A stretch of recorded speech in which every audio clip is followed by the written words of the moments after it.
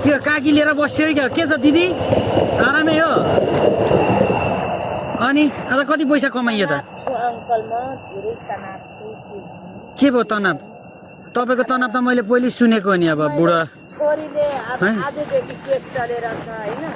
मैले अब कमाएन फेरि मेरो बच्चाको स्कुलको 10,000 आउँछ कहाँबाट अनि काम गरेर पो कमाउनु पर्छ त यसरी जङ्गलमा बसेर कमाउँछ नि त त्यसलाई लाज हुन्थ्यो त के भन्थ्यो मेरो बुढीले यति दुःख गरेर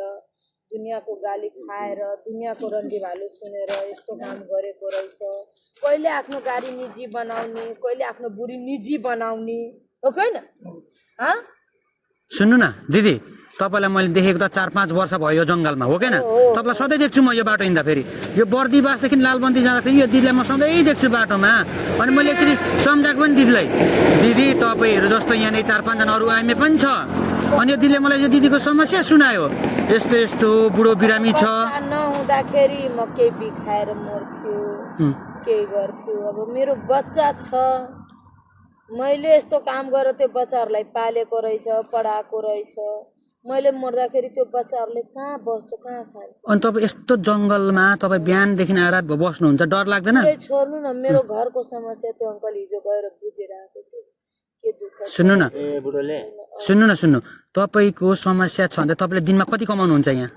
कति हजार कमाउँछु कहिले 1000 कहिले 1500 कहिले 2000 पनि हुनसक्छ दिनमा 2000-1500 कमाउनुहुन्छ यो जङ्गलमा बसेर